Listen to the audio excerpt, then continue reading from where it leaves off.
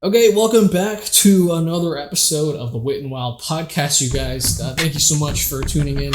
I got my good friend and buddy over here, Dale B. He's an amateur comic just like I am, although he has been doing it for quite a long time. We'll get more into how long and everything else regarding him. Give it up for Dale B, everyone. What's going on, internet, CIA, CSIS, anybody else watching? Here we are. You really think that like people that are like in the shadow parts of the government, they watch everything on the internet? Absolutely. I mean, comedy in itself is the last vestige of the freedom of speech, to be honest, right? A lot of people are saying raunchy shit, getting away with it. That's true. Where people would be getting charged. Yeah. And if I was a Fed, I would be listening carefully what every motherfucker's saying on the mic. And there was actually a guy in Brazil. He's a famous comic. Like, I forgot his fucking name. I probably can't pronounce it. Neymar. I'm joking. He's a footballer. He's doing like 8 fucking years, man. Yeah. For telling like a bunch of raunchy jokes. It's the kind of shit that I'm saying too, like making fun of people with like hydrocephalic heads and shit like that, and like rape jokes and stuff. And like, fuck. Even a guy in Montreal had to go to the courts a couple years ago. You know, here. Yeah, in Canada. I don't know if it was a few years ago or however many years back. But yeah, he had to show up before the courts because of a certain joke he made, and like. People are naive if they think that shit wouldn't happen here, you know? Like, just... Fuck. We live in an open-air prison. That's all. Shit. Because that's what I thought this entire time as well, too. That's kind of why I kind of got into comedy just this recently and this year in March, where I was like, you know what? I'm going to try and just say what I can about certain things and push limits and boundaries. But, like, if you're telling me that I can potentially go to court or, like, jail for a joke that I make in Canada... That's fucked. Because I was born and raised here, man. I mean, to be honest, everyone's probably going to be drafted and killed in a war anyway. So, unless you fucking spreading hate speech on purpose or trying to, like, overthrow the government, they're probably not going to give enough of a fuck. They'll probably just give you a rifle and let you die in the front lines anyway. So, I wouldn't worry too much about it. You know what I mean? You know what? I actually have a plan for not doing that. I'll just say, you know what? I have asthma or some shit, you know? Because apparently you don't get drafted if you have asthma. Or really? I think so, yeah. Shit, I'll just cut off a toe. Say it throws off my balance. Exactly, yeah. Say you got flat feet or some shit. Apparently that's the thing too. They don't like people in the army who are flat-footed. Oh yeah? Apparently. I think that only applies in America, but I mean, in America they also allow people who believe that they're a woman to be in the army. Are they keeping them in the army or are they taking them out? What's going on? I think that they are recently with like the new president and all that, like he's and his whole regime, they're just like, yeah, if you think you're this but you're not, you're kind of gone, which kind of makes sense. And I'm at that point now where I'm an adult and I'm like, I don't care, you can do whatever you want, be whatever you want, but I also kind of am against that stuff. Dude, I mean, like, people will say I'm a bigot. I don't give a fuck what they think. Yeah, no, exactly. I don't care what people think either. Like, what I don't like is people can say things like, okay, you're a homophobe or you're a transphobe, right? Yeah. And I'm like, if you are who you say you are, and not only that, you've gone to university, for example, I don't think you were taught properly enough in university, because if you dissect those words, like let's take homophobe, for example, that means you have a phobia, you are scared and afraid of people who are homosexuals. No, I just love making fun of them. Exactly. That's not the case. No one is scared of them. No one is afraid, like, get away from me. Like, no one is having nightmares of them being under their bed. I mean, that would be really fucked up. Yeah. I mean, if you're in prison or some shit, 8-foot jack motherfucker trying to make you his wife, that's homophobia. You know, me making jokes. I don't think that's homophobia. I think that's just phobia in general. Yeah. You know? That's really fucked up. But yeah, I mean, people can be whatever they want, but it's just, to me, it's a little fucked up how, like, there again, there's like you can't really have like the freedom of speech here to like be against something. Even like you can disagree with it, and people would think that, you know, you're entirely against the whole system, which is fucked up. You can, but as soon as you go against anything from the mainstream narrative, they'll just label you as an extreme right winger, like extreme left right. Like they always try to fit you in some sort of fucking compartment, where it's just like, I'm not left or right. It's just same part of the same bullshit. You know, and if you say you're not left or right. You must be an anarchist. You must want to just blow. It's like, I don't give a fuck about your labels, dude. I'm just who I am. Yeah. And I just hate everybody equally. And it's like, I say racist shit all the time, dude. It's like Korean people fucking piss me off too, man. Yeah. I call them gooks and shit. Like, it's whatever. You call them what? Gooks. Gooks? Is that like a racial slur? Well, it's a racial slur for like Vietnamese stemming from the Vietnam War. Okay. And just South Koreans and Koreans in general. Like, for 5 minutes in and already Yeah. giving out racial slurs. Yeah, it's all good. I mean, like, I'm allowed to say, no, it's whatever. I get it too. It's like how, like, for me, like, people try and put me in a box as well too. I've had people try and tell me, oh, you're a person of color. I'm like, fuck you. I'm not. I'm a human being just like everyone else. Don't give me that fucking label. I thought you were a gay Indian the first time I saw you. Yeah. Fucking kills me that I already stuttered twice, but I'll try to not again. Yeah, that's all Try to not let my ESL slip up too many times. Am I like nervous? I'm not. You know, yeah, just like I get it if you're nervous, but you can speak up a little bit more too if you'd like. But yeah, people have told me not to use like slurs like "packy," for example, and I'm just like, I can use that. Yeah, you can get away with it. Exactly. If I said it, they might be throwing fists or whatever. Because I was getting to another transition because I want to actually get to like know you a little bit more, but also understand from what we've talked about before. Is you said you're from Korea. People will be surprised because like I skateboard and shit, but I came here when I was a wee little lad. I didn't even know how to speak English at all or know my ABCs. You just learn that shit watching Reboot and Beast Wars, you know? You don't know what the fuck they're saying, but as soon as you turn on the TV, it's like they're just 3D animals shooting each other. Like, I know I'm on the right channel. Yeah. And, you know, you pick up a language pretty fast if you're a kid. If you're an adult, you're stuck with an accent forever. Yeah. Now I can't shut the fuck up. You know? That's true. That's true. And I'm glad that you touched on those cartoons because I grew up watching those as well, too. Those are great shows, man. Yeah, Reboot and stuff. You know, Reboot was the first like 3D cartoon in that style, and it's Canadian. Like, not that I give a fuck about Canada or the country, but like, that's a great show. Yeah, very original. Yeah, I get that because I mean, like in the most recent times, I'm sure you've seen with like most Canadians how they've been so. They've been all like, oh, like we gotta support Canada and the whole elbows up movement and all that bullshit.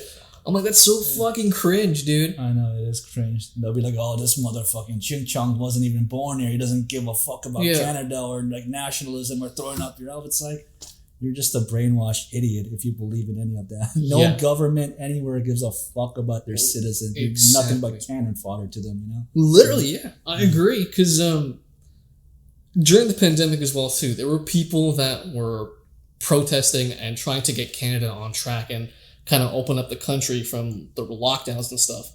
And these were the truckers that went to Ottawa.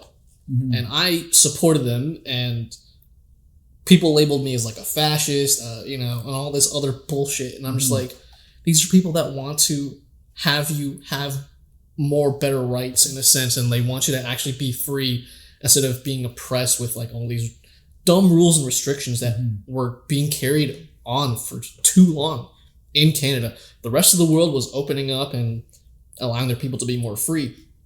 Canada was just so strict with like the lockdowns for like 3 years. So how come when people do that stuff and they try and stick up for Canadians that way, they're viewed as something that's a bad thing, but then when Canadians have a problem with another government and a regime in another country, it's like, first of all, these idiots don't know that the real problem is here. And I say that as someone that was fucking born and raised here. Well, I'm going to tell you right now that by the government of Canada, you're labeled as a domestic terrorist for having been a part of that convoy or believing in it or expressing approval of it in any way. But, I mean, everybody's going to get killed in the war, like I said, so that's shit. That's also true. Because of fuck, it's 2025, man, you know? Yeah. Oh, man, so you came here from Korea at what age? I was 6 when I came here, just grew up skateboarding in Scarborough and shit, just breaking stuff for fun, like, you know. What year did you come by here? In my mid-30s now, so that was a couple of years before. Like, you know what? I'm not a math savvy Asian. You know what I mean? All the time I'm like, this is basic shit. Okay. How old were you when you came here? I was 6, so this was 30 years ago. So you came here in 95. 95, 96, depending on the date or whatever. Okay, you know? That's fine. Because I'm only asking because I was born in 94. So it's like you and I have kind of been here for the same amount of years. Yeah. This is making me look real smart, but whatever. No, it's fine. But you're from Korea and you go by Dale B. Yeah. So is it safe to say that your last name is Bulgogi? Yeah. If you want to believe it. Actually, like 10 years ago, I was doing comedy very avidly for like 6-8 months. Yeah. And a lot of the people that I know today, I reunited with them like way later, right? And back then I was going by Daniel B, just different first name, but Dale is my assimilated Canadian name. You know? My real name, you don't know how to pronounce, so none of your fucking business. No, it's all good. I can try. I love people when they have like their original names. Like I grew up with a lot of East Asians, like a lot of Chinese, Japanese, Korean. And a lot of the Chinese from Hong Kong, they would have a more of an assimilated name. Whereas like the Chinese from like the mainland, like Beijing, they would go by their original name, like with pride. And I'm like, that's actually fucking lit. Well, it's not about pride or anything for me also. I'm also like a complete privacy nut. No, right? I get that. We can just stick with the front of my camera. You see it's covered, right? Oh, but shit. You can't call me a crazy fucking person because they literally sell webcam stickers at stores, right? Yeah. So I get that. I can't be too wrong, right? Just it's made out of fucking masking tape. I fucking get that. Yeah. And then you grew up in Scarborough, you said, because I mean, I was born and raised here in Scarborough too, man. Yeah. On Brimley and Lawrence near Thompson Park. Okay. I went to Hunter's Glen, Charles Gordon Middle School. And it was just fucking chaos in the early 2000s and just before, and nobody had cell phones then. Like, we were doing shit all the time now that if you were doing as an adult, you would just be fucking sent to jail. Like, I got a bunch of shit we can talk about. Yeah.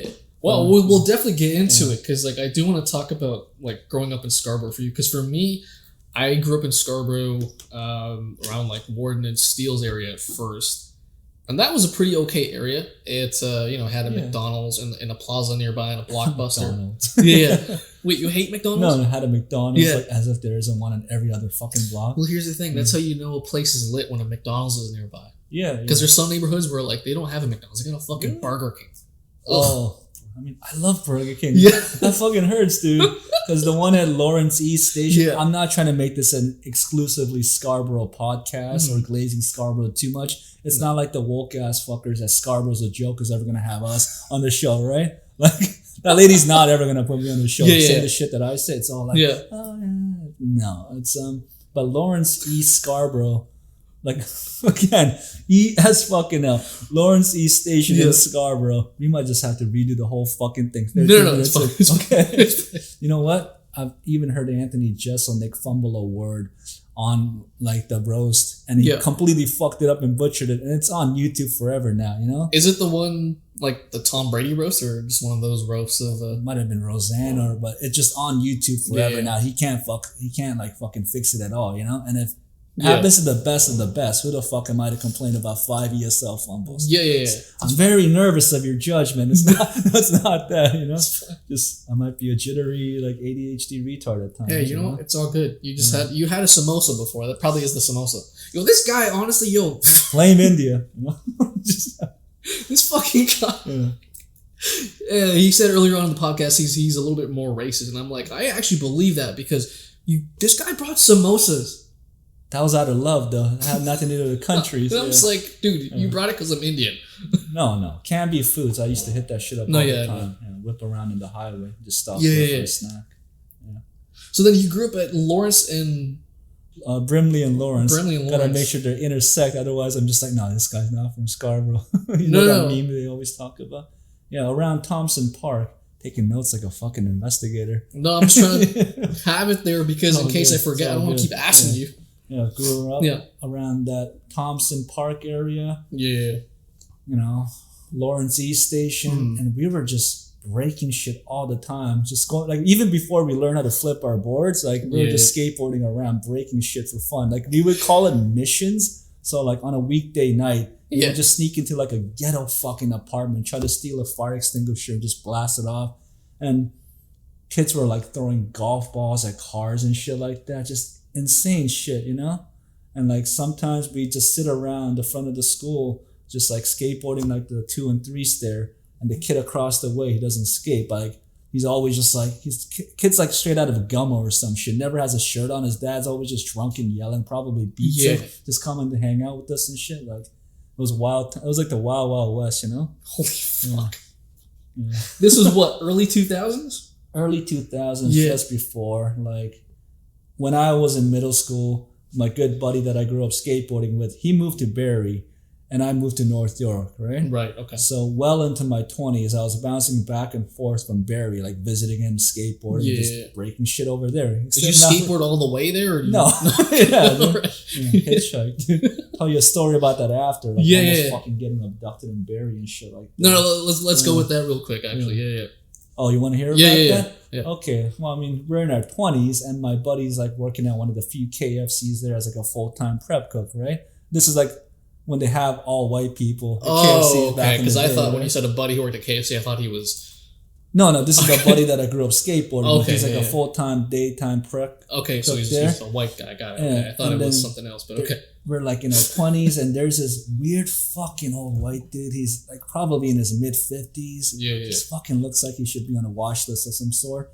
And he's got no life, so... If you're like in the middle of nowhere, he's like, yo, dude, like I need a ride. Can you come and get me and my friends? Like he wants to hang out, right? So he'll come and pick you up and just drive you around while he just fucking getting stuff off of his chest. Dude, we were all high as shit. Yeah. And he's blasting Let It Rain by Hilary Duff. And like when the music's not on full volume, he's like turning it down. He's like, you know, like this car we're in, I originally bought it for this chick, but like she thought it was too much of a gift, so I ended up having. He's just telling us this weird fucking creepy stories, right? Yeah. And then we can like all kind of sense that something was not just off about him, but about his intentions. He's driving us further back and forth from the edge of town. We're all like, what the fuck? And like, he's trying to like get us on the highway outside of Barrie, probably trying to drop us off at a warehouse. So we just sex traffic for the most of our lives after, right? You know? And then he sees cops and we're all like, at this point, we all just start like, what the fuck you doing? Like, get back to town or whatever. We all just start expressing. Start yelling and screaming and shit like 3-4 other high ass people, right? He turns the volume down, just fucking like slings right back into town as soon as he sees the cop. He was a weird motherfucker, dude. What the fuck? Dude, that's probably in jail now, dude. Probably. I would never get into a car with someone like that. Like, that's fucked. Yeah. And that was like one of the many things that happened in Barrie. And it's not to back and forth, ping pong, like an Asian too much chronologically, right? But going back to Scarborough when we were kids. Like, there was this, like one kid who had a stepdad. And I was like the middle-aged friend, you know? And my buddy that I grew up skating with was a couple years older. So he started high school before we did. Okay.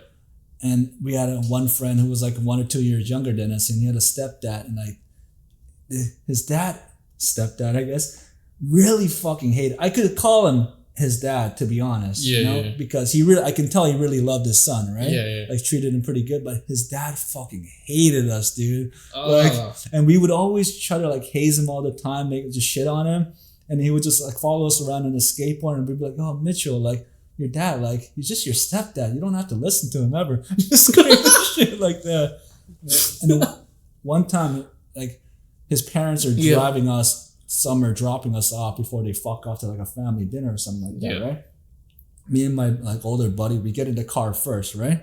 I'm just like, yo, Jed man, watch this. His name's Jeremy, right? Okay. Like, you know, cigarette lighters back in the day. You pop that shit in. Like in the car, right? 1 minute later, it's like fucking hot, right? So I'm like, they used to bring those back. Yeah. They too. I miss smoking, but I'm not going to do it anymore. But I pop it on, like, Jed man, watch this. We're sitting right behind the driver's seat. I'm like, right in the velvet. Like, the hole is burnt there forever. And he just looks at me laughing. He's like, I fucking can't believe you just did that. You went that far. And then he's laughing. Now I'm laughing. I'm like, yo, another few more. He's like, let me have a go. You were giving the driver acupuncture?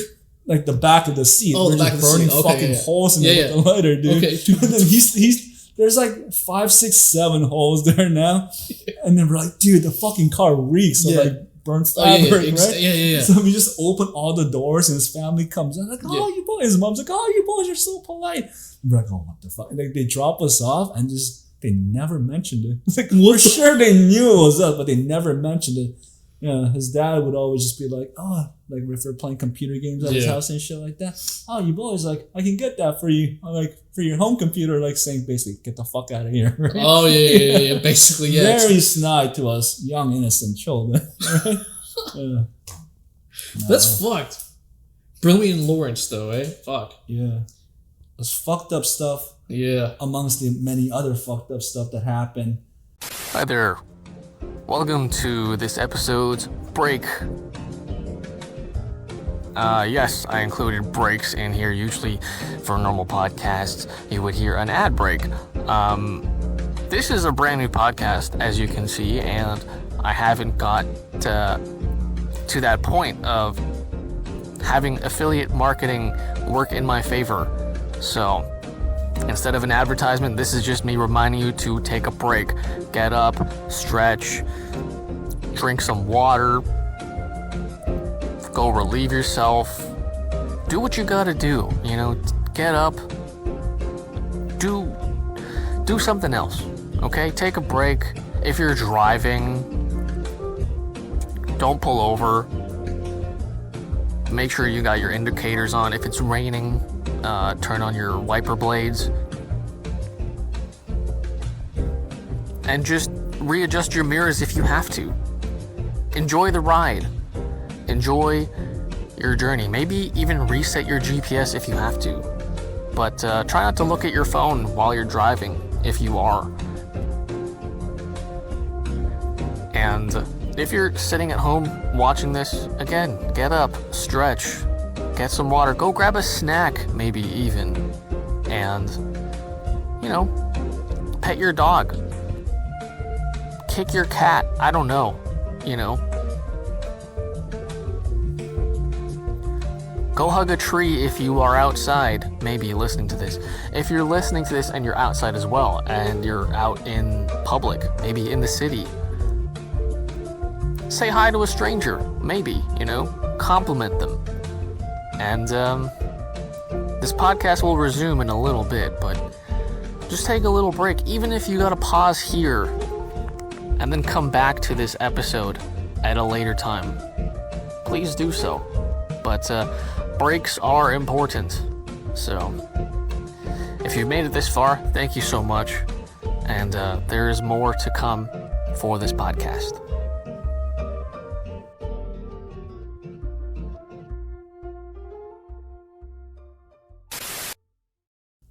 This one kid, like, killed another kid with a golf club on his front lawn, broad daylight, and he went to fucking juvie for like, I don't know. He's probably out now, you know? He killed him with a golf club. Yeah. What the fuck? And, you know, this is right by the RT tracks. Yeah.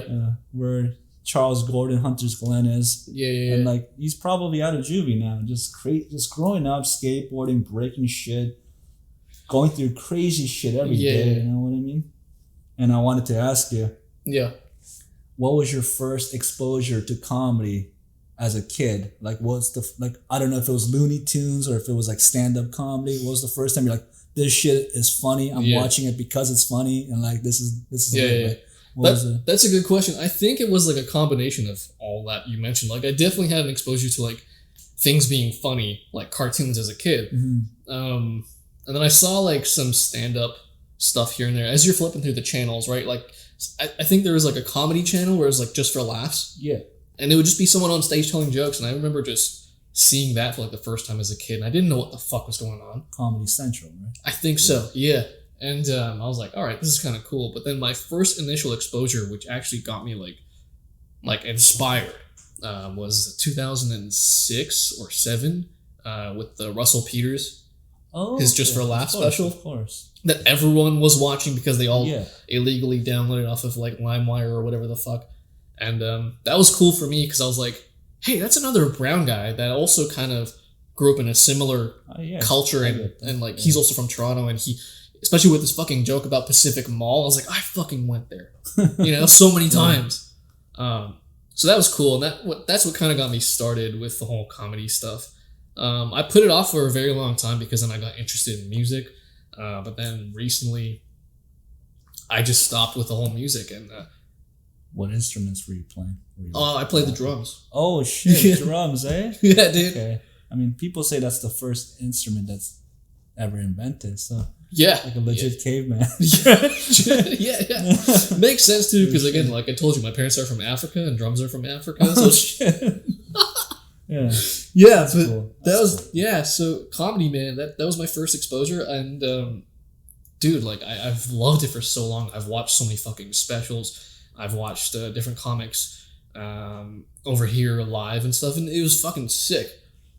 That's cool. Dude. What about your experience? Because I know like you probably have had a similar early exposure. Or like I didn't know what stand-up comedy was for quite a while, but when I was a kid, Mr. Bean, that retarded ass line. Yes. Yeah, like you just put him on. There's no talking. It's just him being a fucking like middle-aged autist, right?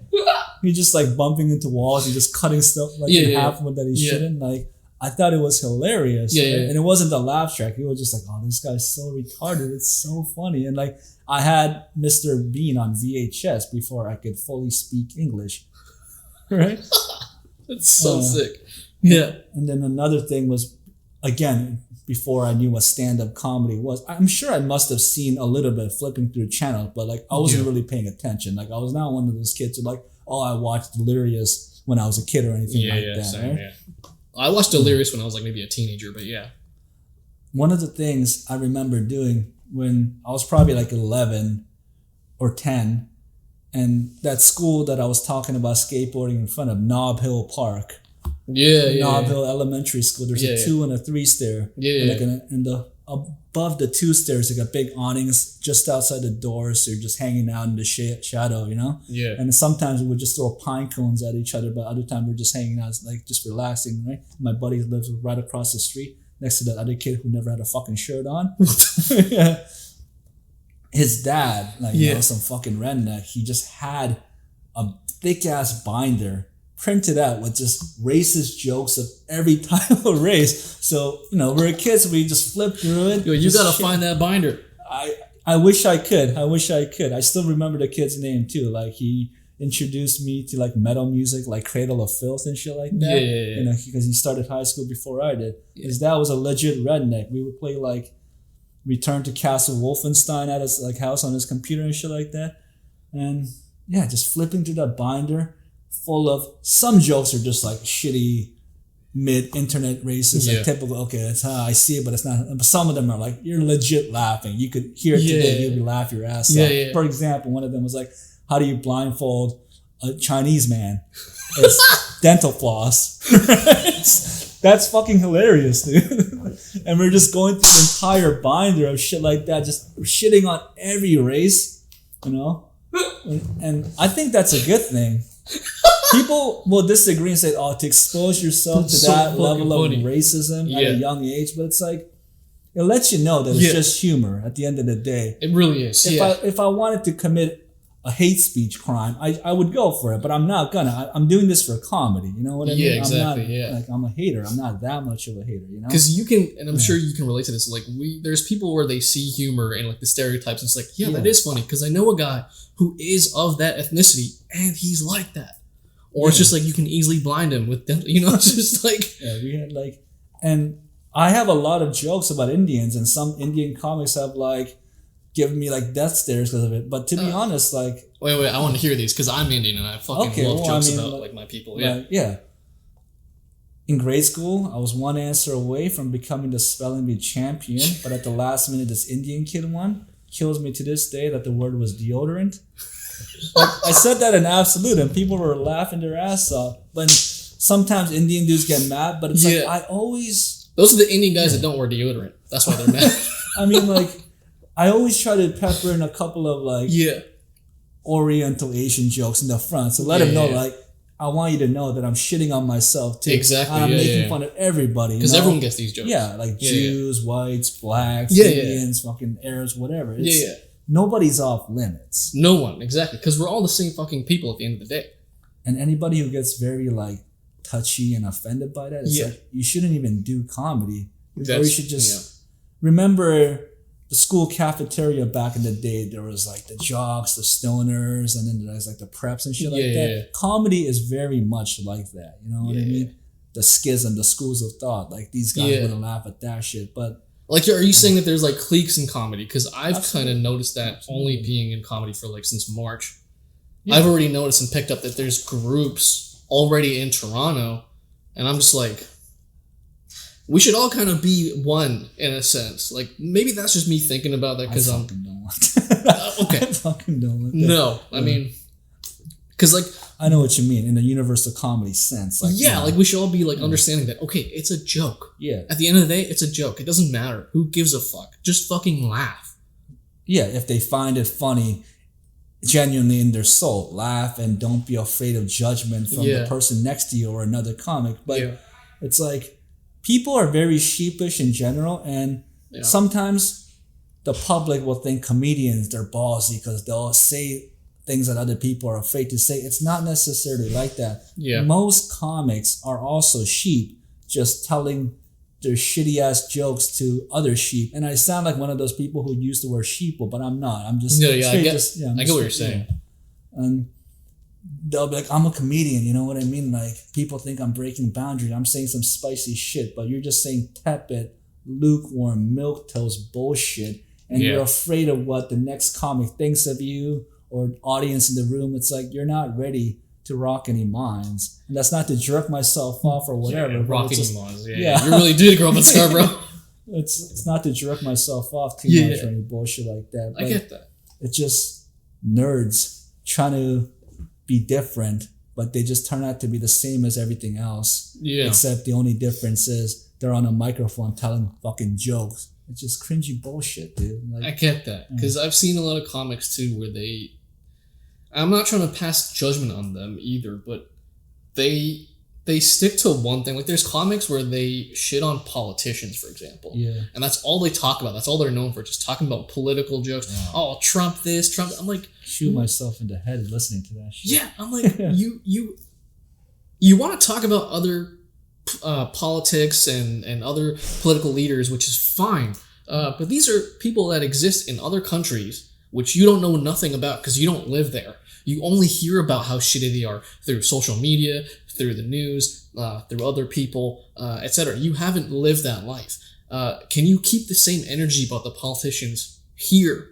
And a lot of the times they can't. They're just like, oh, well, you know, it is what it is. It's Canada. You know, just like you can't even focus on the problems here and make a joke about that.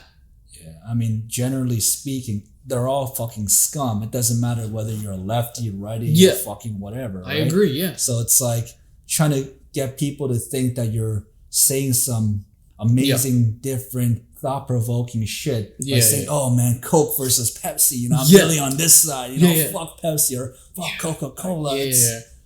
It's all just trash. It's all just diabetic. I fucking hate how everything is so politically charged, and I agree with you. It's really fucked up how society these days, it's like they view you as, okay, if you oppose what they have to say, then they view you as the opposition. It's like, no, I'm not your opposition. I'm just someone that is trying to tell you what you believe in is absolute fucking bullshit. It does not help you. It does not enrich you in any sort of way.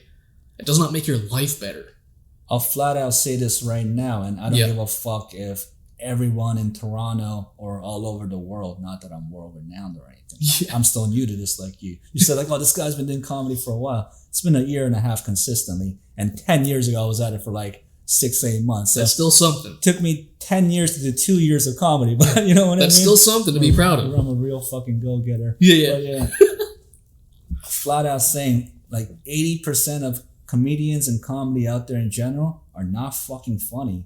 And this includes pros that I won't even bother naming unless somebody really wants to ask. Like some of my friends will think, oh, this guy's funny. It's like, I don't think he's that fucking funny. And even some of the guys who are regulars on Kill Tony, I'm like, William Montgomery, the fucking clown looking ginger crazy hair motherfucker, like just rhyming off fucking like, oh, words that start with like alliteration. Yeah. And then just saying it loud and hoping the band fucking hits the drum in time so people start cheering along. Yeah, even the best of the best shows, like some of those guys, many of them are not fucking funny. Yeah. And in Toronto, most of them fucking, not most, I guess I could say that most or many, some are past the 50% mark. Yeah. They don't like me or think I'm trying too hard or think, oh, this guy's trying to be edgy, it's fucking cringy, whatever. It's like, fuck them, they're not funny anyway. They're not going to be saying anything that's ever thought-provoking or like, belly laughing to me, you know? Because you have some really great jokes. There's one fucking great joke you said one time where it was about... Just one. Well, no, not one, but just there's a lot of great jokes, but one really stuck out to me. Because it reminded me of a meme that I saw on the internet where you make you make a joke about someone fucking a fruit. Oh, how does your bit go? Oh, just a typical AB3, you know what I mean? Got a buddy who's extremely health conscious, and he's been telling me to just stop using the microwave altogether. So started steaming all of my cantaloupes before having sex with them, right? I like that joke too, but it's just the standard AB3. But it's like as soon as you said meme, I was like, fuck, if there is, I'm gonna have to scrap that shit. No, it's a really good joke because this meme that I saw on the internet, it's how does it go? I'm gonna fuck this one up. But basically, it goes, ladies, how come every time you fuck a fruit, it's considered hot? Right? Like, you guys can fuck a banana or whatever the fuck, a cucumber. Okay. But the minute us guys fuck a fruit, we have to go to a mental hospital. What the fuck? Okay. Yeah, that's different enough then. Yeah. It's like the movie American Pie back in the day. Yeah. Just fucking an apple pie. Yeah. So that's really fucked up. But I like how, like, with your jokes, like, you actually push boundaries and stuff, too. Like, there's another joke that you had where you make fun of like Asian people. Which one? I can't remember. It was like it was like 2 months ago when I first met you at. Was it about Oppenheimer? Or was it about people eating dogs? If it's something along the lines of that, yeah. Okay, the Oppenheimer one is I used to obsess over films about Japanese culture. Always thought they were very interesting. Started with The Last Samurai, but ended quickly with Oppenheimer. Right? And there's another dog eating one where it's like, heard some very upsetting, these are just like standard, like they did it. Yeah. No, I get that. And like, it's good to have jokes like that where you push and you just say what you feel. Because again, I know you get the sentiment that comedy, it's felt here. But too many comics and audience nowadays, sometimes, they're too up here in their heads about it, as opposed to just truly feeling and connecting with what you feel down here. I like how you pointed at the gut, because how I literally describe my comedy is, no chill humor that's psycholinguistically formulated to stir the caveman within. And it doesn't matter how you try to be like a woke, fucking like embracing of all kinds of life type of person with crazy ass purple hair. You have that innate, raunchy, disgusting, bigot-like caveman humor. You have that bone in you. Yeah. It's a part of it's a part of your DNA. You know what I mean? And we gotta. What? Yeah. And some people have brainwashed themselves and or been brainwashed to the point where they've completely nullified or suppressed it to the point they won't react, No, yeah. But their brain might be like, oh, I'm like, this is kind of funny, but they're not going to laugh, Yeah, because they suppress it here. Put me in a room full of like drunk dudes if they're not... Yeah. This is why I don't give a fuck if comedians don't think I'm funny or not, because a lot of the stuff in comedy, it's just social paradigms. Like, there are layers to this shit. Like, okay, I'm in a room. Is it all comics? Are they friends or are they not friends? Is audience, are they drinking or are they not drinking? Yeah. And at this point, I don't want a courtesy laugh from other comedians, nor do I want a fucking like patting on the back ass laugh from anybody. It's just, people are gonna laugh when they hear my shit, unless it's somebody I pissed off personally, or I don't like this guy. So that's why I don't give a fuck what most of these cunts think. They're just lukewarm milquetoast idiots anyway, dude. Yeah, and I've kind of noticed that, like, because I'm just like, there's comedians where they'll say something and it's just like, what the fuck you doing, dude? Yeah, but then they'll say a really shitty joke, but then they'll say, come on, guys, laugh. And I'm like, what?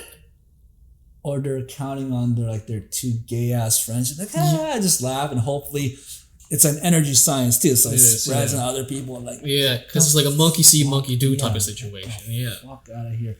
That's what I mean by energy science. There are times when comics that are, they'll say something that I don't find particularly funny, hearing it on its own, but they get the room to start laughing, and all of a sudden I find myself kind of like genuinely chuckling. I'm not dying of laughter. I'm not gonna get no fake laugh by any means or anything, but you can feel the energy in the air. People really are laughing, and it spreads. It's contagious. Laughter is contagious. Yeah, so, that wave is just something else. There's a lot of angles and layers and sciences, like all kind of like compounded into one within the realm of comedy itself. And it is absolutely a social and energy science. And this is how you have to look at it. It's not just, am I funny? Am I saying words? There's a lot of, there's a psychology behind it. Yep. There's a lot of aspects to it. And you have to have, like, your machine has to be well oiled in all compartments for it to just work as one, right? Yeah.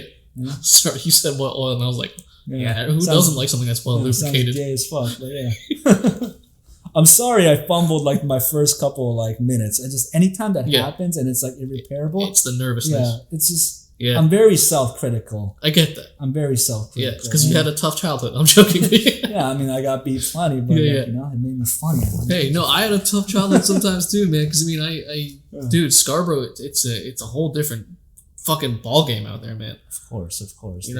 Fuck. Yeah. It's like, and when I see that Scarborough's a joke show, and not all of them, but some or many of the guys they put on, it's like, this is just a pandering ass. Like, you have to be a minority, and they want you to kind of say some like lukewarm shit that's kind of heartfelt, crowd pleasing. It's so fucking cringe, dude. Like, if I went and said the kind of shit that I say on their show, like, they'll just tell me to not come back. You know? There's places that are out of town. That have told me to not come back, right? Fuck. And then I got an invite after because they were like, oh no, we actually talked to this person. They thought you were funny. This is one person thought like one joke about hitting a chick was too offensive or whatever. And like, people are very retarded. They think that if you joke about something, that you want to enable it in society or you approve of the act of it. No. Yeah. You're just making light of it because it's such a dark and serious topic, and rightfully so to some degree. But then when you try and make a joke about it, you try and get people to understand that, you know what, these things are going to fucking happen in the world. You can't always be tuned into that frequency where it's an extremely bad thing. Yes, it is to, again, some degree, but there is humor in everything. Exactly. Life itself is laugh or cry. Do you want to make light of a dark situation, or do you just want to sulk about everything and make sure it's like something that can be accepted in conversation for the rest of your life? Life is too short for shit like that. That's what I fucking agree with. And there's so many people where they don't talk to people enough to actually understand that you can make a joke about things. Like, for example, I know someone that she lost her dad to like a really tragic car accident. I'm just well, that's the thing. She was fucking laughing about it. Was she? Yeah. That's a cool person, She found humor in that. I'm like, that's the most beautiful thing anyone can ever do. If you can laugh about something so fucked up. Even if, like, one of my favorite comedians, he made a joke about Andrew Schulz. Do you know who Andrew Schulz is? Yeah, of course. So I feel like you have a very similar humor to him. Fuck, I think he's funny, but not the funniest. Hurts me that he's like my top number one, dude. Okay. Well, we can talk about top 5 in a bit. Yeah. But basically, he said on one of his podcasts too, where he said he can solve the rape epidemic in India by putting every woman in a cow costume. That's fucking funny, yeah. Right? That's hilarious. Like, you see how that's really fucked up? Yeah. But again, it's funny because it's like, it's ironic because they love cows. Mm-hmm. You know, it's like, if you can, there's always an angle that you can come at to make a joke. And going back to what you were saying with the whole Scarborough's a joke thing, like, I kind of do want to get onto one of their shows, but I know that it's going to take a while. And also, they're in itself one of those places where they are a tightly knit community in and of itself, where the barrier to entry is a little higher than it should be in some sense. Barrier to entry. It's a better hope they don't ever hear this shit. Well, you'll never get on. You know what? I don't care. I'm gonna start my own thing either way. Yeah. That's how that's the genius I find about you and I and a lot of specific comics where you don't go with you go against the grain. You don't go with the Yeah, grain. Like you yeah. try and find your own way to get into where you want to go. You don't go with like the majority of the crowd because then you'll get lost. You become like them. Your whole identity of individualism to some degree just dissolves, and then your humor and your inner spark gets lost. Yeah, you have to say stuff that's true to yourself, whether it's gonna piss people or not. Yeah. You know? Yeah. But and like whether it pisses them or not, you know what I mean? Yeah. Like, And I was told too that if you, and I'm sure you have heard this, if you piss people off to some degree, you are most likely doing something correct. I shit on anyone. I don't give a fuck. You know what I mean? Like, like there's times where you don't burn a bridge or like, oh, I'm gonna like piss and shit on these people, you know? Yeah. I'm gonna like make sure they're pissed or like Yeah. there's times you don't do it out of politics just to like make things easier for yourself or opportunities in the future. Yeah. I know the difference, you know what I mean? There are times where it's like, fuck this. Like I don't have to hold back on how I feel about this person. And you can also, the beauty in that is it's important to call people out on their bullshit. Dude. I mean, if I can call somebody out right now, for example, Mark Hallworth, he's a Yuck Yucks pro, and he's a clean comic, shitty milquetoast. I say the word milquetoast a lot, but it's a beautiful word to describe him. Isn't milquetoast like a... Just no, like that's milk tea. Milk tea, that's the Asian drink. I was going to say, that is beautiful. Lukewarm bullshit. Yeah. He's someone who tried to gatekeep me last year, and we were in Ajax at this book spot that used to exist called Harwood Blues, and it was there for many years, right? What, Hollywood Blues? Harwood Blues. Harwood Blues, yeah, it's in Ajax. Like the guy who runs it, like I like him. He's pretty nice or whatever. Yeah. He like never goes there, and the one time he was there, and I was on the book show also, I do my set and he does his set, and I just walk away because I fucking don't vibe with this guy. Yeah. Or like his comedy at all, or think he's funny or has interesting to say in any way. He's also a wicked poser at skateboarding. I'll tell you more about that after. So he just takes pictures of himself with a skateboard and that's it? I'll tell you more about that after. Okay. He's just one of those guys who've been skateboarding for like 30 years, probably can't flip his fucking board. But I walk away from a shitty set and it dents his retarded little ego so much that he goes and tells the bartender that, oh, I think I saw him, because I wrote the jokes on my hand, right? Yeah. Like I wrote it that night. You do like dots and stuff, and I usually do that. That's a smart technique, by the way. I mean, he's telling that bartender chick, oh, like I saw him with the heroin, like needle kid or whatever like that, right? I get home that day. I was like, hey Vince, like great show, like had a wonderful time. Yeah. Next day he's like, hey, were you doing heroin in the bathroom? Because like I can't apparently I can't let you back for like a good amount of time or indefinitely. I think that's what he said, right? What the fuck? I was like, flat out. I was like, dude, I'll prove it to you with the piss test in front of you the next time I see you. And me and him have always been straight up man to man type of shit. So right away he knows like I'm not like that. I've smoked my body weight in weed many times over, but I've never injected fucking heroin. No, who the fuck is gonna do that? And he knows, and he knows, and like I know it was him who said that to the bartender, and he implied it heavily because he didn't want to tell me who it was, but he implied it heavily who it was and shit like that. Okay, and then like me and all my friends that were there that night figured out it was him. So like we spread the word about him, right? Like he's a rumor spreader and all that. Yeah, he's a fucking bullshitting liar. I'm not saying it's all Jews. I'm just saying it's not particular. You know what I mean? Yeah. And I ended my set that day with the Jewish joke too, and people were fucking rolling over laughing, right? Go. And he's the only one who's like, wow.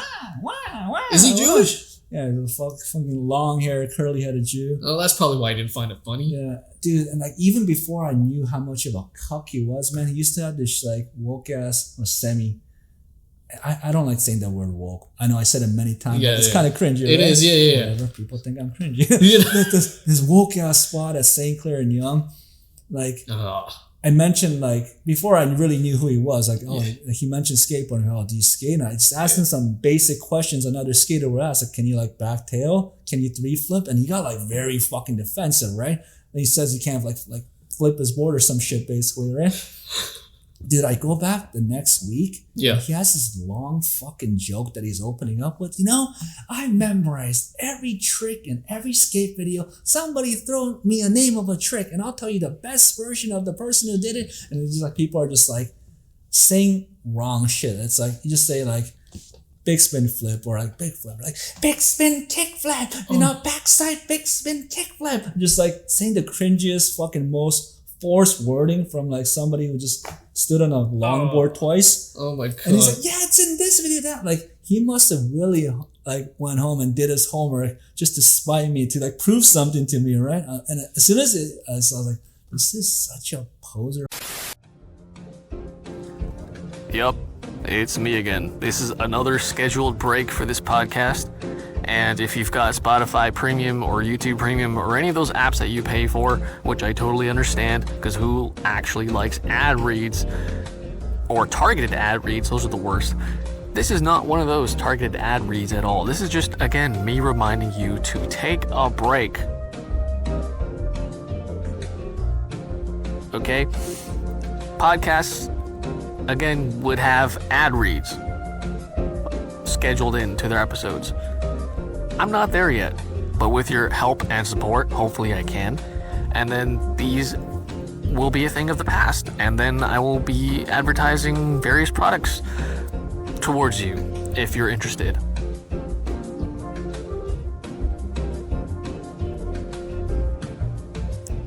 So please take another break or exit out and come back to this podcast at a later time whenever you can. Or if you're just going all in and you're so dedicated to this, thank you so much. And keep going if you've already made it this far as well too. And you're just trying to get this podcast out of the way and you're listening. And if you're enjoying it too, let me know. Submit a comment, send me a DM, comment on any posts that come out of this podcast.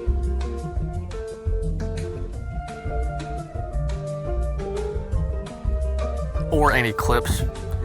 And tell your friends about it. Tell your grandma. Tell your neighbor. Whoever, Tell people about this podcast if you enjoy it. And once again, thank you so much. This is the Wit N Wild podcast.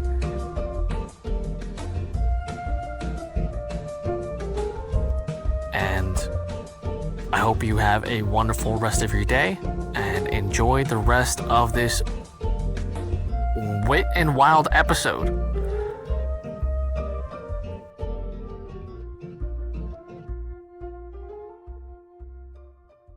Okay, and we're back. Sorry, the camera does shut out after a little bit, but you were saying your story about that really fucking cringe comedian. Yeah, that cringe Yuck Yucks pro Mark Howarth. Don't worry, the camera cut out. It was just him doing his Jew magic in the distance, pointing and go, right? And it's fine. Yeah, it's fine. I'll just wrap it up about him. The point is, it's just like, if you're gonna say anything funny or out of line, slightly offensive or genuine, it's gonna offend some people with big egos who are in the quote unquote right high places, like clean comics or whatever. And even people who aren't clean, they might just be threatened by you. Like they'll try to gatekeep you. It's a big part of it, but it's like, dude, everybody's gonna be killed in the apocalypse in X amount of years. So just have fun with it. Don't worry too much about offending cunts or whatever. But be ready to defend yourself and stand your fucking ground. You know what I mean? Agree with that. I'm not gonna water down my shit to please anybody, especially a fucking clean comic, right? I don't give a fuck which club has your back, dude. I fucking agree with that, because there was one comic. Do you know who Sidesh is? Yeah. He's all right, but one time I met him at one of those open mics, and I was like, dude, has anyone ever told you look like the Indian Prime Minister, Modi? He does. He does, right? Yeah. Okay, thank you. You fucking see him too. And he's like, what the fuck? Are you even Indian? I'm like, yeah. I mean, I was born and raised here. He's like, you're fucking Indian? I'm like, yeah. He's like, no, you're not. I'm like, look, I know I look like Hispanic or whatever the fuck. People don't know what the fuck I am sometimes. And then he's like, oh, you're Indian. I'm like, oh, yeah. I mean, I'm Gujarati, born and raised here. Just like the Prime Minister, he's also from a specific part of India known as Gujarat, which is where my ancestors are from. So I can't speak the language either way though. But then he was telling me, he's like, yo, yeah, you shouldn't make those jokes. should say my caste system is higher than yours. Like, shut the fuck up, dude. I know Sadesh, like I should have said that, but and then I've heard from other comics too that like this guy can be a little weird. Because one time I did go to another open mic as well too, and he left to go and host another show. Yeah, and I was like, what? He was hosting, and he was hosting, and he went to go and host another show. There was no host after. Yeah, he just left the show. He just left. What the fuck? Yeah. So I mean, he offered me to host. I'm like, I've never hosted before. I thought I wasn't Indian. I thought I wasn't good enough. That's just him being insecure because this dude can speak perfect English and is born and raised there. Yeah. No. And technically, if you are Indian and you are born and raised in North America, you are better in all ways, shapes, and forms. It's true. Yeah. It's true. We actually have etiquette. We use deodorant. We shower every day. We know how to drive. Yeah. So yeah, I mean, but I mean, there's Indians for sure that are from there, and like I've said this too before, where I'm like, the immigration wave from there is out of control. But there's 10%, 15% of them that are from there, and they're actually good. And then the rest I don't think they're adding much value here. Ship them back, dude. Ship them back. There's too fucking many of them. I don't give a fuck who gets mad. Yeah, I mean, it's not just you that says that. It's Indians that were born and raised here that say that. Other people that say that, and it's not. People say, "Oh, that's racist to say." It's like, no, it's. First of all, I genuinely think that people who say send them back are not saying that from a place of hate. I think they're saying that because they're just like, well, we have to come here first. We have to be put first because we were here first. But also, when new people come here in large amounts, first of all, where are they going to live when our houses are only built in such quantities, right? You can't... I know what you mean. It's not just Indians. It also pisses me off. Sorry, there's a fine here, man. Sorry. It also pisses me off when Ching Chongs do some shit like that. They just like rich Chinese people just buy out like condos and fucking houses and don't live in them at all. Yeah. And just make the pricing market all fucked up, I sound so smart. Make the pricing market all fucked up. Believe it or not, like someone in my family, they have their real estate license. But we're not like... And then... just mess up the entire housing market. Yeah. And then just walk around, just stepping on your feet, speaking ching chong real fucking loud, and they don't know what the fuck you're saying if you say excuse me or whatever.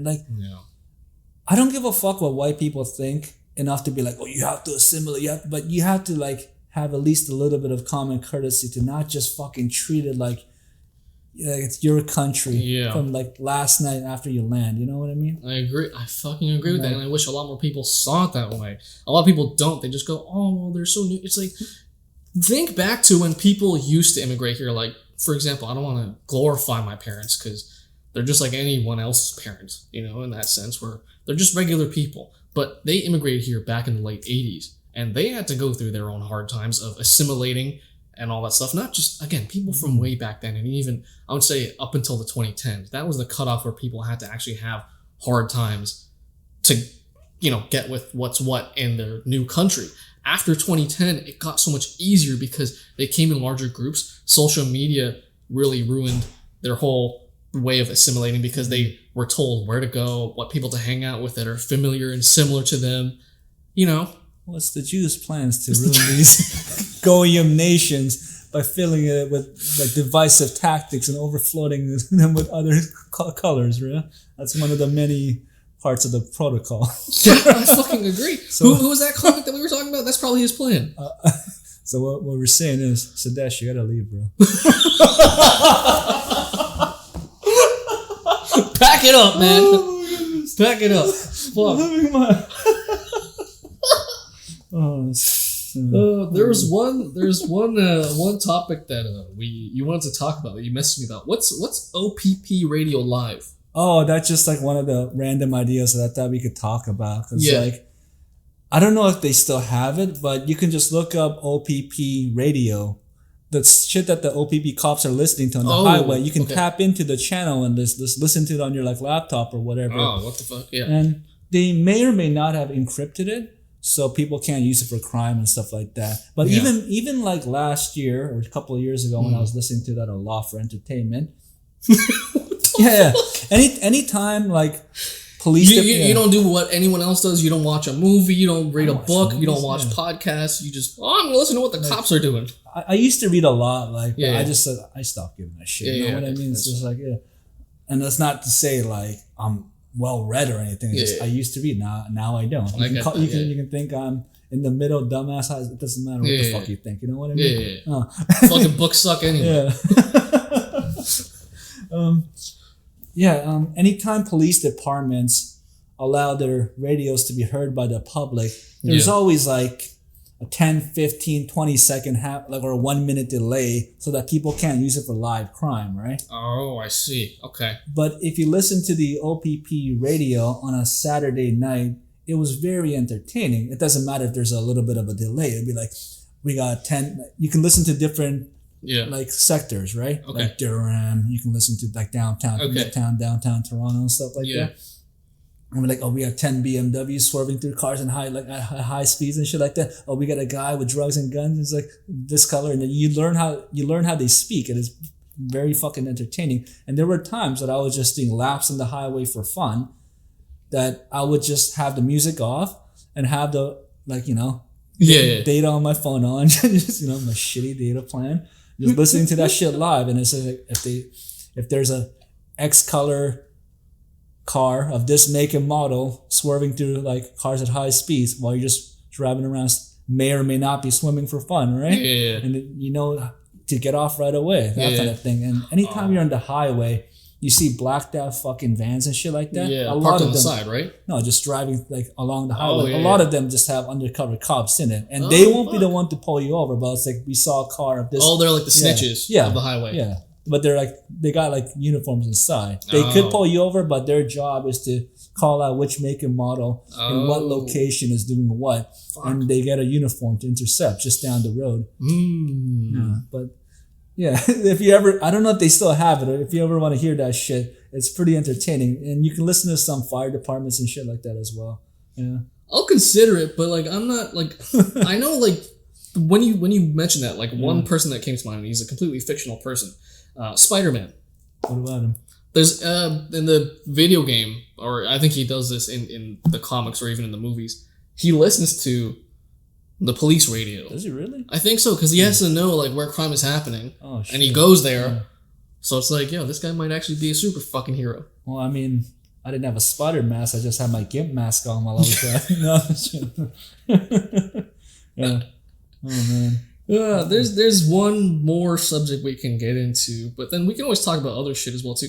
You mentioned cryptids or crypto or the Crips. I know I'm wearing mostly blue, so. Oh no, I know what you mean. Cryptids, right? What the fuck is that? And then the Giant of Kandahar and other scary shit. Yeah. So in the ontology of things, otherworldly and or supernatural creatures, that is something that like interests me a lot, Yeah. And it's not like I was very into ghost stories or some shit when I was a kid, but as an adult, you become one of those like. Those middle-aged white guys who are like looking up the Jersey Devil and the Mothman and shit like that. Oh, dude, you never heard of the Mothman? I think so. You know the movie The Mothman Prophecies? It's about a supernatural being in Jersey, like many years ago. It made the fucking bridge collapse, and many people saw it and shit like that. So is it like a conspiracy where people saw something happen, but then like the media covered it up? Well, it's a thing where some people believe it's real and still out there. Some people think that it was just completely made up. But it's a supernatural creature. It's like the Bigfoot, but higher up. You know what I mean? Okay. Yeah. We'll go off on that. Yeah. I mean, one thing that interested me a lot was this thing called the Giant of Kandahar. And this has already been publicized. So I doubt if I ever go missing, it's going to be because of talking about this, right? Probably not. Yeah, but Kandahar, like in Pakistan? Wherever the fuck it is. Wherever the fuck. I'm not a culture person. Brampton? Asadesh, where it is.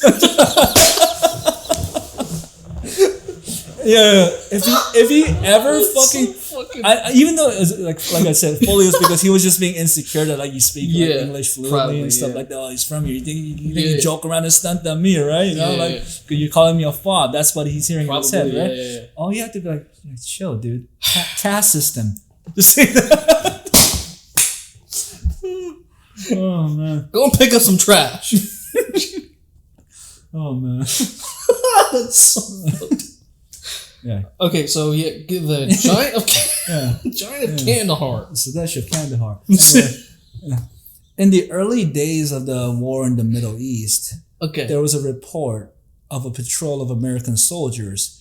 They stumbled upon a cave entrance with human bones scattered outside. And what came out of whether they went into the cave a little bit or whether the fucking creature came out, that people argue about or whatever, but it's not an important detail. Mm-hmm. They discovered like a giant, tall, biblical, red-haired Nephilim creature who was cannibalistic, and it took an entire team of patrolling army men 30 seconds of sustained fire to neutralize the fucking thing. When did this happen? It was like early 2000s. Oh, like when they went to Afghanistan. Yeah. Oh, so yeah, Kandahar is probably in Afghanistan. So. It's like, yeah. Very cultural. Afghanistan, Pakistan, same thing. It's all ends in Stan. You know what I mean? Where do you wear that thing? Yeah. Hey, whoa. The Uber drivers? No, I'm joking. People are going to listen and be like, this is just like a trucker's convoy in disguise in support of that shit. But yeah, they fucking killed it. And, you know, they probably took turns fucking it for fun. Taking selfies. And then they bagged it and tagged it. And they were all like, you know, like, had to sign away. Probably, yeah. Things saying they weren't going to talk about it. But somehow the report got leaked and was all over the place. And it's not just that. It's like things like skinwalkers or, you know, the Jersey Devil and the Dog Man, which you could say is like, some people think it's a skinwalker. So you're into like these urban legends kinds of. Yeah, urban legends, supernatural creature, like, you know, weird entities kind of thing.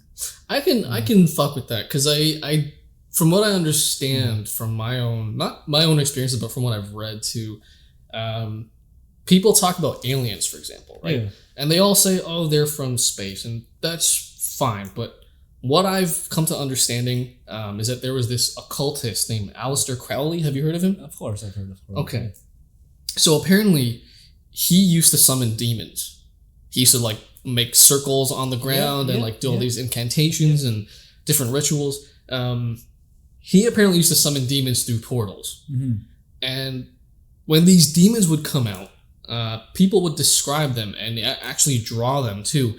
And they would look like aliens. Yeah, aliens. They would have oval heads, big black eyes, small gray frail bodies, sharp teeth, and razor claws.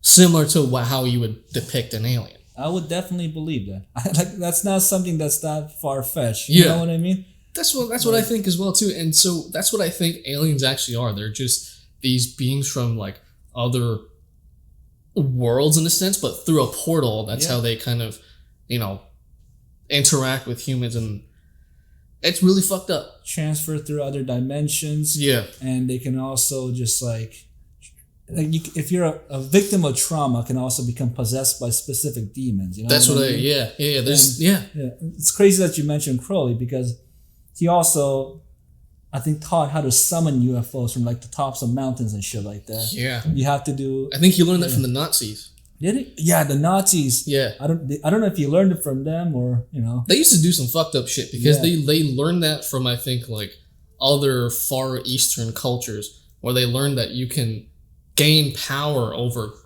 groups of people by like gaining power or wisdom from these otherworldly beings. Yep, Nazis were deep into the occult. They had this thing called the bell, and there was a technology given to them through occult, otherworldly means. And this goes back to like classic conspiracy. Oh, the U.S. government trading a certain amount of their own citizens, allowing them to be abducted in exchange for higher technology. Yeah. And why do you think so many children go missing? I mean, because they need cool graphics on milk boxes. Exactly. But they need to do something with those empty spaces. Yeah. If you know the mushroom anthropologist. Yeah. And anthropologist, right? Did I say that? The mushroom anthropologist? Yeah, like Terrence McKenna? Yeah. Okay. Good. Yeah. You know him. Yeah. He talks about doing a certain amount of mushrooms after 7+ grams. It's called a heroic dose. And if you eat a shitload of mushrooms, you can get into contact with these extraterrestrial entities called the clockwork elves. I heard that with DMT as well, too. Probably. Yeah. But like there's probably different drugs. Yeah. Like that can contact you with different type of demons, or maybe all of these drugs can get into like contact with all of them, depending on how you tune your frequency or if you know the right techniques. It right? unlocks a part of your brain where your senses shut off, and then you can. Yeah, I see what you're saying. Yeah. And these clockwork elves, they give you information. You know, now we sound like the fucking Joe Rogan podcast. Yeah, literally. We just need tinfoil hats. Yeah. But the cryptid shit, I don't give a fuck if people are like, oh, this is a retard. You believe? Like, I didn't say Bigfoot, motherfucker. I said Giant of Kandahar. You know what I mean? Yeah, exactly. You can't dismiss that, because if you do, then you're racist. Absolutely. Like, I mean, did I make up what a skinwalker is? Like, these are native things that go way fucking back. Yeah. It's like, Yeah. I love that you brought up that shit, because I've always wanted to like talk to someone about this stuff, but most people, when you bring it up to them, they go, what? No, you're a fucking idiot. Like, well, a lot of the symbols are in our faces in society. For example, like a middle-aged white lady would just have like garden gnomes in her lawn, right? But gnomes, little elves and shit, they represent like the realm of clockwork elves and shit like that. Because they trace back to a time where people would take those mushrooms in large doses and quantities, and then they would try and tell other people about their experiences through stories, and then those stories get passed down, and then people take it as a literal term, and it becomes an actual thing. You know what salvia is? You remember? I've done salvia one time. Did you use a jet lighter? I don't even know what I used, but I know that I had a good 5-minute trip. Okay. How was it? Like intense? It was, I mean, one of my friends has a video of it. She sent it to me, I think last year. I think I have it on my computer. A long delay. Last year she sent it. When did you She sent it to me last year, but I did salvia in 2012. Okay. Yeah. They were selling it in convenience stores up to that time? Dude, they were selling it. It was, I think it's still legal. Is it? I think so. It was always legal. Because who the fuck is going to do that every day? Yeah, it's fucking intense, right? Right. I thought they stopped selling it in convenience stores, and I just like presumed it was illegal or some shit. Probably did, or people just don't like it. You know, supply and demand, all that shit. People, because with my trip, and this is congruent with everyone else's somehow. Like everyone has a trip where like they hear a train passing by. Did you experience that? No, describe it. So this is what I just saw on the internet. I think it was either on YouTube or like on Instagram, where like this one guy on a podcast, he was talking about how like everyone he's spoken to, when they take salvia, they always trip about a train passing by. Oh. Yeah. Did they get on the train or just flies right by them? I think it just flies right by them. And that's what I experienced as well too. But one thing for sure that I know I experienced was, and I know this about psychedelics, you might know this as well too, where number one, you have to be in a good mindset. Yep. Otherwise, if you're not, you're going to have a really bad trip. Yep. And if you do have a bad trip, it exposes you to your deepest fears that you feel within your heart or just in the very confines of your mind. So for me, because I was in a bad mindset, my biggest fears came out of me, but I didn't understand until many years later, where at the time in my trip, I shrunk down to a very minimal size. All the trees around me got way bigger. Whoa. And then all the people around me that I was friends with and stuff and, you know, doing drugs with, they all disappeared. Were they there still? Or they were there still, but they kind of just vanished into smoke. And you became like Ant-Man? I became tiny. The trees became bigger. Dude. So what I understood many years after is that the trip taught me that back then, in that moment, my biggest fear was feeling small, insignificant, and lonely. That makes sense. Yeah. And the whole train like whizzing by you thing, maybe that's the train that takes people's soul to hell. Who the fuck knows? You know what I mean? Yeah, maybe. Or to a cremation. Oh, it's a World War II joke anyway. Like when I did salvia, like I did it a couple times, but the one time I knew I did it properly, like I was fucking tripping hard, right? Like when was this though? This was near the end of my high school year. Okay, so I did at the beginning of my first high school year. Or just after, Yeah. Like we were at a park. Yeah. I got arrested at this park in the future after this, but on some other bullshit. Yeah. But smoking salvia, we're taking turns and like my buddy like watching over me, right? Yeah. The three of us.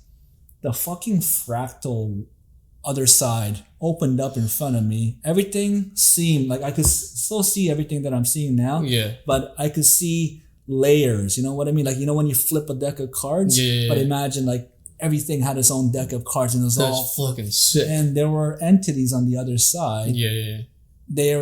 I didn't understand word for word what they were saying, but the way they were talking, like it sounded weird and a lot weirder than the shit we're saying now. Probably, yeah. They expressed discontent that I had intruded into this realm, and the deck of cards kept flipping. Yeah. It's like, you know, when you belly flop on water when you're a kid and you fuck up diving. Yeah. Just that, but like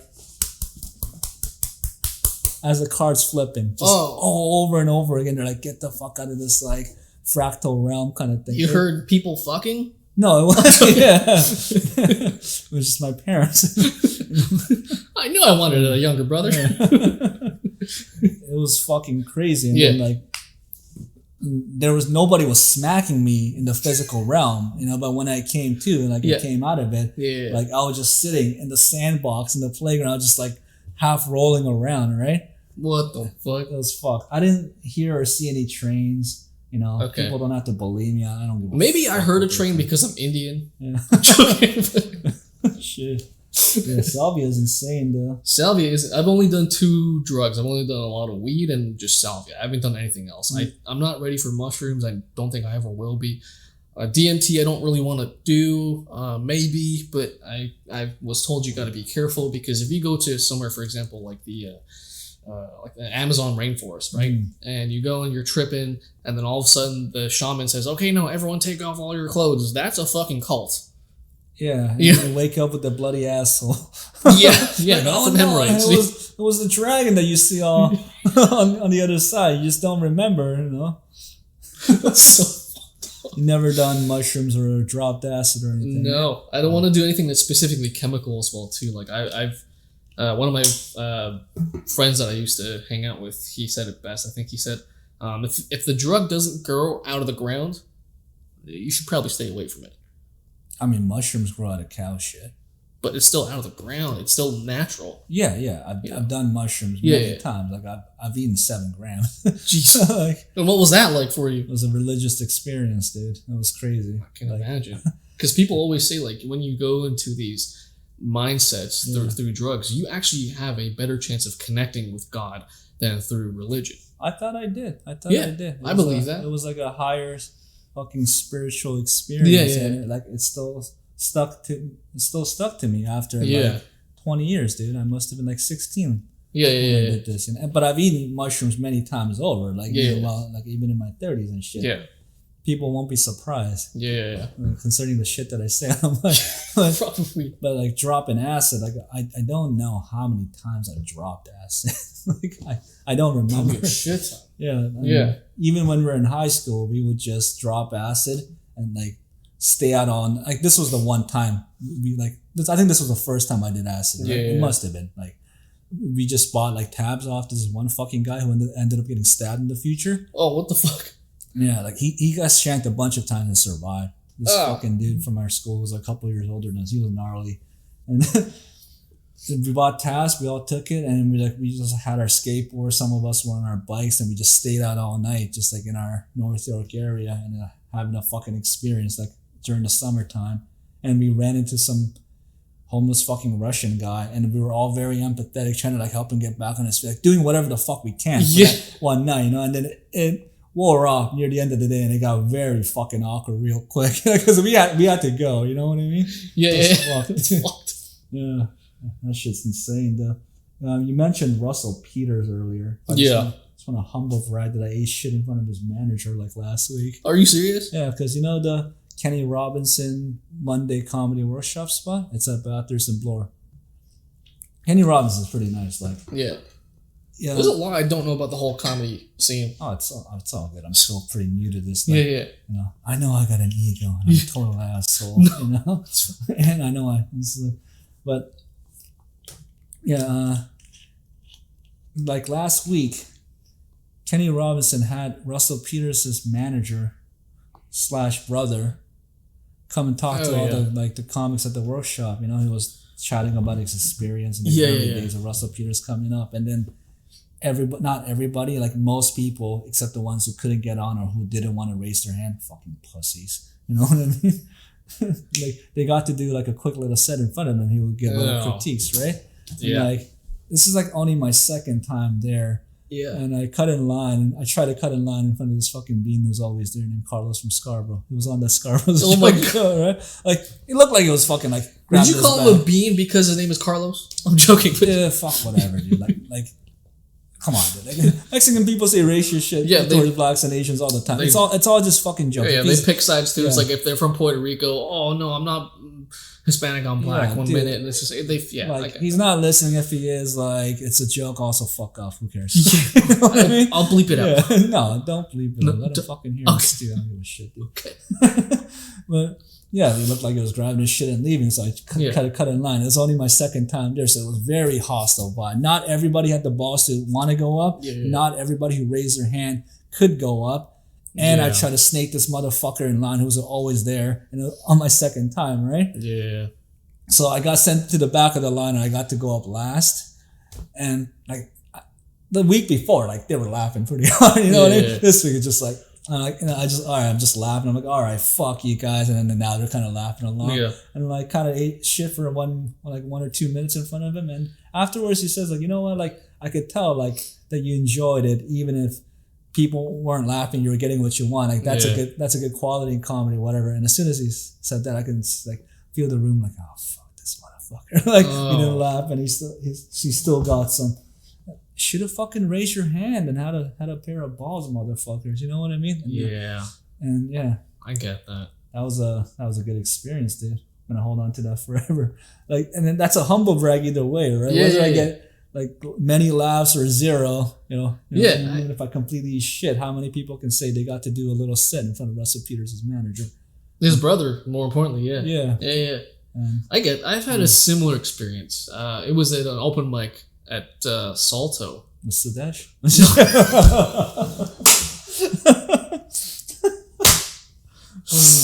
Holy fuck. Okay, it wasn't... Mob front of a restaurant? Yeah, what about it? No.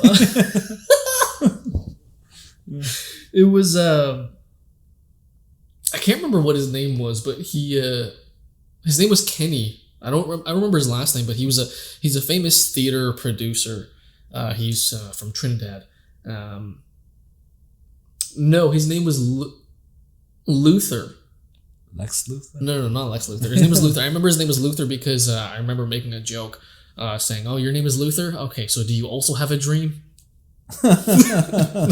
Stupid one. But then afterwards, he gave us all open micers a little pep talk saying, "You guys are great. Keep going. Keep at it." And then me and my other friend at the time, we talked to him, and he said, "You guys have great material, great potential." He gave us his email.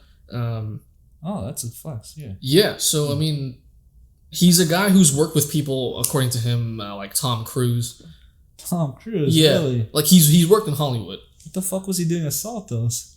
Apparently, he lives around there. Really? Yeah. That's surprising. So he just kind of dropped in with his sister, and they're friends with.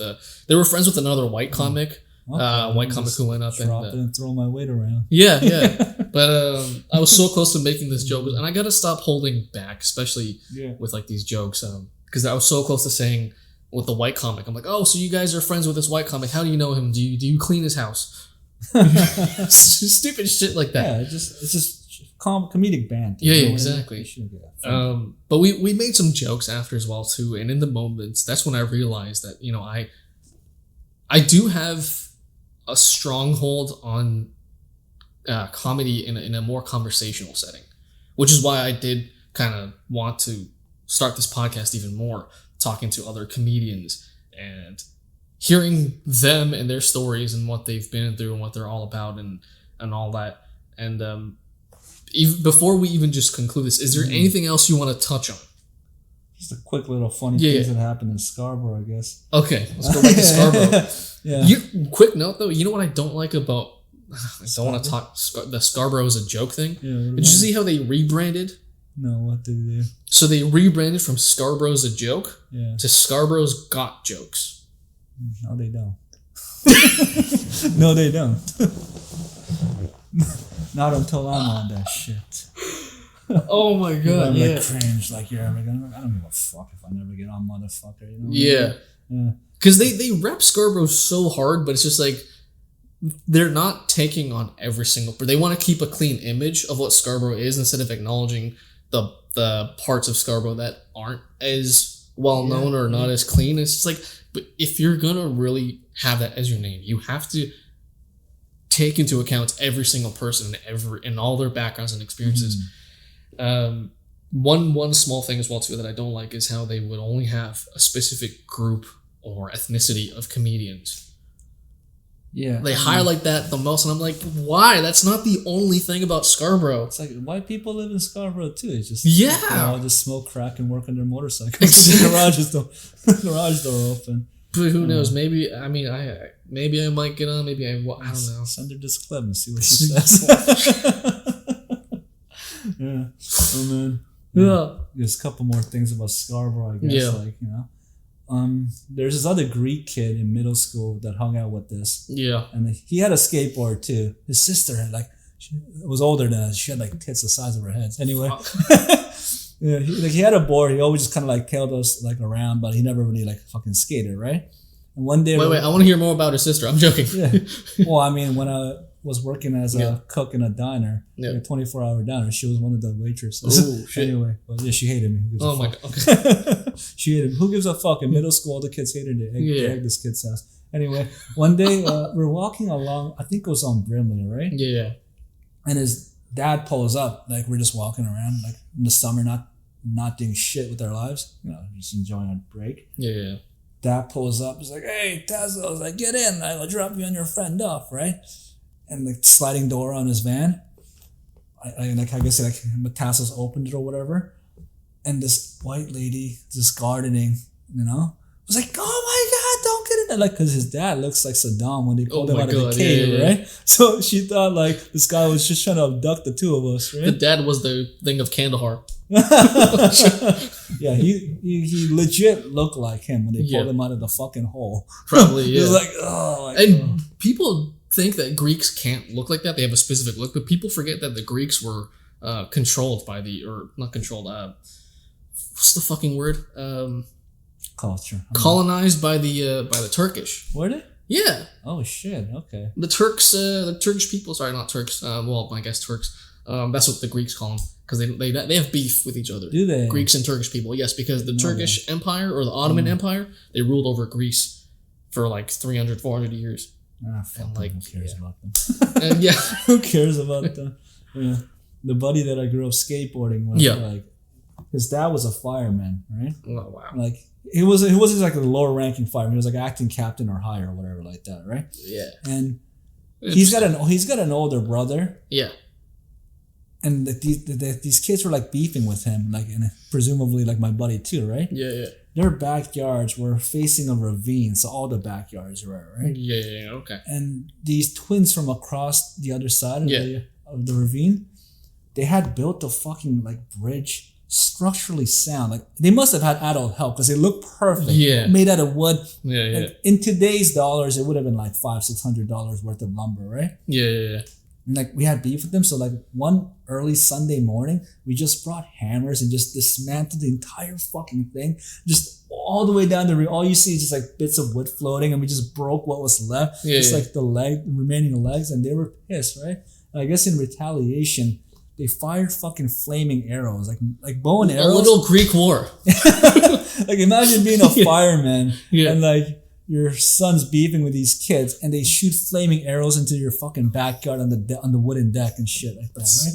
It was insane. But yeah, like we would just like go along the ravine facing the backyards, throw rocks at houses and shit. We would go spelunking in the tunnels, like deep and enough that you could hear the roads, like, you know, the cars driving by and shit like that. Yeah. And one of the things we would do is just bring like a corner of like a cinder block, and just huck it into like a pool, and it sinks in, and like if it's and like you're trying to damage the lining of the pool so it breaks and like sand releases and just shit like that.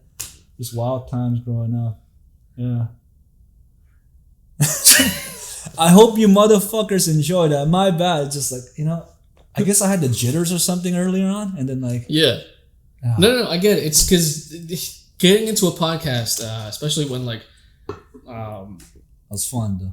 Thanks. Yeah, I had fun too. Especially like when you're as a guest though as well too. Like you're nervous about what to say in some sense, and I get that too. I used to be a little bit nervous especially when you hit the record button, because again with my background with music, anytime I'd hit the record button, I would know a part with playing drums, and then all of a sudden the record button gets hit, and I'm like and then I would not be that well put together with a recording at the beginning, and then during the middle of a song towards the end, strong finish. Are you good at drums? Like, what's the craziest fucking like? I would say I'm good. I would show you some videos to prove it, but better. Yeah. I'll tell everybody you're a shitty drummer. No, man, I don't really like to flex that much with the drums, because not only do I not do it anymore in that sense, but it's just like I haven't really toured. I haven't, played in bigger venues. I've only done like the small clubs. The most I've played at a festival was about 1,000-ish people, but they weren't there to see us. They were there to see many other acts. You were in a band. Like, what kind of music did the band play? So this is when I was like 21. So yeah, 10 years ago. And we did like funk, reggae, Latin vibes, alternative rock kind of music. Okay. We did well. It's just I wasn't well put together as a drummer, because you know what a click track is, right? No, I don't. It's like the metronome. It keeps you on time. Yeah, I know what a metronome is. Yeah. So you have that. You should have that in your ears as a drummer. I didn't. I just kind of went off of feeling, and there were times where I would speed up too much or slow down. I would never keep the band together. So that was my weak point, not being too experienced. But then, after training with that, you do get better. You have a better sense of timing. But I know what you're saying about getting nervous and stuff about things when it first happens. But I would always love to have you back on. Oh, I'll come back and share some more shit. Yeah. Usually in the beginning, when people start like talking in any public setting, what they do before is like they do like speech preparation. They're like they do all that. Like vocal warm-ups. I don't do warm-ups. I don't even stretch before I start skating. You know what I mean? That's fine. Yeah, I felt it's like self-critical about that, but who gives a fuck, dude? The best of the best, and they're special. Sometimes fumble, and it's just fucking there forever. It's not that big of a deal, you know. Yeah, if you have a problem with it, fuck you and your mother. You know? Yeah, like I was saying before, all of this is just a pleasant pastime before everybody gets killed in a fucking war, right? Exactly. Yeah. Or before a financial collapse happens. Yeah. But speaking of war, like the last thing I'll say is like I got a Russian buddy. I still talk to him. You know, he came here when he was 16. So he still has a little bit of an accent, and I met him like when I was working in the kitchen, right? Yeah. Right after high school, he tried to join the army, like the Canadian Army, and I guess they also had like a computer testing like assessment on top of like personal interviews. Yeah. Like they just crashed it on him, not once, but he went back and they crashed it on him twice. We're like, oh, we don't know what happened. I guess it's just like you can't join the army anymore, because like imagine like 2-year spy, and then you're just gonna be an adult and just fucking join the army. They thought it was a fucking like just because he's Russian. Yeah. God damn it. It was fucking crazy. They were standing with Ukraine back then too. I'm joking. Fuck Ukraine. That's the last time I'm gonna say. You got a few more last things to say before we end this podcast. Thank you all for tuning in. Dale, where can people find you if they want to tune into more of your stuff? Avid Comedian on Facebook. Right. FYM Comedy on Instagram, but I never post. I just have one picture of Conker, the squirrel. Yeah. From the video game. Yeah. But yeah, if you want to see me eat shit, no, I'm just joking. I'll be around in any room that's not woke as fuck. Again, that cringe word woke, whatever, dude. You know? Yeah, I actually post clips on Facebook if they want to see that shit. Yeah. I hate using that term dark humor. It's just comedy. You know what I mean? That's what I'm saying. But it's just like I still hashtag that bullshit sometimes, even though it makes my skin crawl. Yeah. But yeah, thank you for listening. I appreciate it. Fuck you, RCMP. Fucking just jostling up his funny ass looking pants, dude. The ones that are just like. All right, you guys. That's been another episode of Wit N Wild. Thank you for tuning in. If you like what you saw, make sure to like, comment, subscribe, do what you can. And there will be more episodes in the future as well too. Definitely more episodes with Dale as well. So Dash will be subscribed. Peace.